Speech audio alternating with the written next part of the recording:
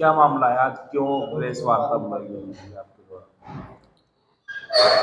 मामला तो बहुत ही काफी टाइम से, जब से ये हमारी मम्मी ने जो है ब्लॉक प्रमुख की शपथ ली थी, तब से ये कार्यक्रम चल रहा है विकास कार्यों को लेकर के। और मैं भी यहाँ पर पूर्व ब्लॉक प्रमुख रहा हूँ। विनोद मलिक मेरा नाम है। सब क्षेत्र की जनता मुझे भी जानती है और अपनी मम्मी का थोड़ा साथ में उनका बुजुर्ग होने की हैसियत से प्रतिनिधित्व भी करता हूँ। तो इसमें आज बैठक बुलाई गई थी। बैठक तो कहीं बुलाई गई, पहले भी बैठक माननीय मंत्री संजीव बालियान जी के लेटर पर निरस्त कर दी जाती है बार बार। और इसका भी एक क्षेत्र की जनता को जानकारी है कि यहाँ पर जो है कुछ लोग विकास नहीं चाहते और उन्हीं की लड़ाई लड़ने के लिए, क्षेत्र के विकास के लिए लड़ाई लड़ने के लिए हम सब लोग जो है क्षेत्र की जनता जागरूक है और बार बार जो है यहाँ पर धरने, प्रदर्शन, बड़ी लंबी चौड़ी लड़ाई हम लोग लड़ रहे हैं। परंतु फिर भी भारतीय जनता पार्टी के नुमाइंदे जो यहाँ के अपने आप को बताते हैं कि हम विकास की गंगा बहाते हैं, विकास कराते हैं, विकास में विश्वास रखते हैं, वे लोग यहाँ पर जो है एक रोड़ा बन करके खड़े हैं इस ब्लॉक में। यहाँ और भी ब्लॉक हैं और ब्लॉक में बराबर विकास कार्य चल रहे हैं। और आज 2 साल हो गए करीब, तो 2 साल में कोई विकास कार्य नहीं हुआ। जो बैठक बुलाई गई वे भी अधूरी, आधी अधूरी। उसमें भी हम लोग शामिल हुए, हमने बैठक बुलाई, लोग आए, बीडीसी मेंबर आए, सब प्रेजेंट हुए, 2/3 बहुमत से भी ज्यादा लोग आए बीडीसी मेंबर। परंतु किसी भी बैठक में अगर कोई प्रस्ताव लिखेगा, किसी भी प्रस्ताव पर आज तक कोई कार्य नहीं हुआ। और बड़े खेद का विषय है, माननीय मंत्री जी जो संजीव बालियान जी बार बार जो है अपने पत्र को लिख करके कि आज मैं किसी मीटिंग से बाहर हूं, आज सरकारी कार्यक्रम इस दौरे पर हूं, कभी किसी दौरे पर, कभी किसी दौरे पर बता करके और मीटिंग को कैंसिल कराने का काम करते हैं, जिससे विकास कार्य यहाँ पर बाधित हो और विकास कार्य बुढ़ाना ब्लॉक के ना हो।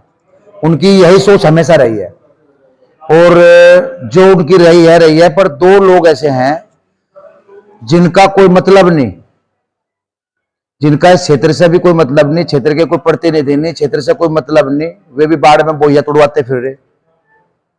उनका मैं क्या बताऊं आप लोगों को, बड़ा एक सटीक सा जवाब है कि उन लोगों ने वो कुछ यहां से फायदा उठाना चाहते हैं, कुछ सोच रहे हैं कि कुछ भाई जो ठगी पहले जो लोगों ने की है उनका नाम सब लोग जानते हैं, पर उनका मैं नाम नहीं लूंगा। वे लोग भी पीछे लगे हुए हैं। वे चाह रहे हैं कि यहाँ पर जो है इस ब्लॉक को ठगने का काम करना चाहते हैं। हम इस ब्लॉक में से कोई भी एक पैसे की भी ठगी नहीं होने देंगे। और हमें तो अब बीडीओ साहब ने अभी शाम को एक रात के 12 बजे, जबकि आज बैठक होनी थी, एक मोबाइल पर एक वो डाला अपना एक संदेश कि ये मीटिंग जो है माननीय सम्मान मंत्री जी के जो है बाहर कार्यक्रम होने के कारण ये मीटिंग स्थगित की जाती है।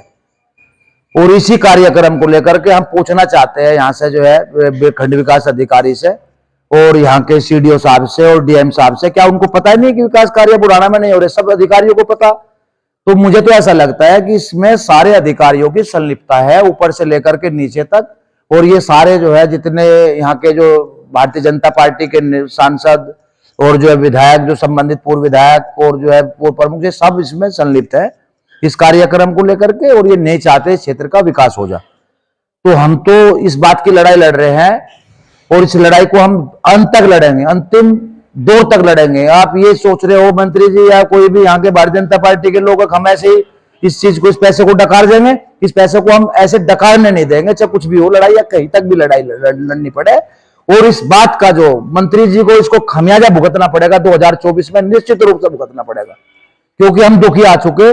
और हमें एक डर है, अगर हम जो है, ये तो देखो इनका तो एक और भी डर है, ये तो बुलडोजर से आते हैं ना इस ब्लॉक में, जो है पहले से बुलडोजर से आए।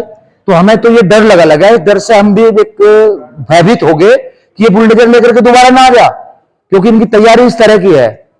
तो इस बुलडोजर का हमारे समझ में ये नहीं आता, इसका मिसयूज क्यों हो रहा है। हम सरकार से, माननीय मुख्यमंत्री जी से पूछना चाहते हैं कि इस बुलडोजर को लेकर के सरकारी बिल्डिंग में पहले आए और दोबारा फिर ऐसे प्रयास किया जा रहा है कि इस बिल्डिंग में इस बुलडोजर को लेकर के बढ़ा जा। तो इस बुलडोजर में कोई आतंकवादी रहते, इस ब्लॉक के अंदर कोई आतंकवादी रहते हैं या कोई और दूसरे लोग रहते हैं, यहाँ कौन लोग हैं जो इस तरह का ये प्रदर्शन करते हैं? तो हम इस प्रदर्शन से भाई हम तंग आ चुके। हम परेशान हो चुके। तो 2024 में हम जनता से अपील करते हैं कि 2024 में इस आदमी को, जो यहाँ के जो प्रतिनिधित्व कर रहे हैं, जो इस विकास के दुश्मन बने हुए हैं, उनको 24 में सबक सिखा दे। और हमने बुढ़ाना में सबक सिखाने का भी काम किया। बुढ़ाना में अभी जो चेयरमैन का जो चुनाव हुआ, उसमें हमने जो है जी तोड़ मेहनत करी, दिन रात मेहनत करी, और उसका परिणाम है आज हमारे जो है जो गठबंधन के प्रत्याशी है, वो सुबोध त्यागी की पत्नी उमा त्यागी, उनको भी विजयी बनाने का हमने काम किया। और उसका ही परिणाम है, इस मंत्री जी की देन है।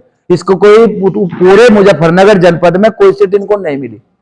इसको जो है ये परेशान हो रहा है, क्या बोल रहा है इसको, खंबा नोचे बिल्ली, वो काम है।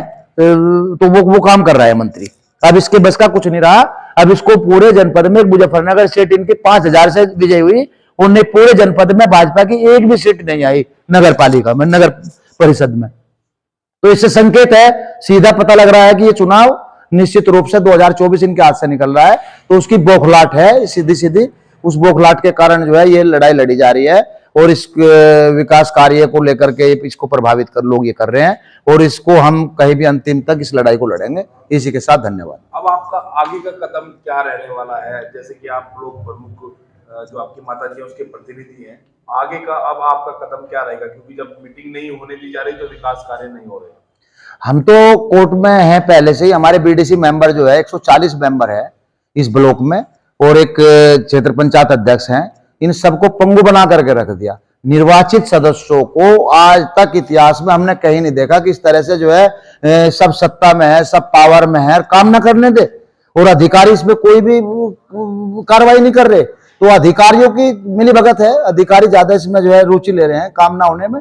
और इस जनपद के अधिकारी पता नहीं किस तरह के जो है सोच रखे हैं, समझ में नहीं आया। जनपद के अधिकारी ज्यादा इन्वॉल्व है। मुझे लग रहा है कि जनपद के अधिकारी इसमें काम नहीं चाहते। और इसमें हमारे जो क्षेत्र पंचायत के सदस्य हैं वो पहले से ही हाई कोर्ट में गए हुए हैं। जो नेपाल हमारे जो बीडीसी मेंबर्स है वो हाई कोर्ट में है अभी, और उसमें 25 तारीख आगे डेट है, और 24 तारीख है उसमें माननीय उच्च न्यायालय में।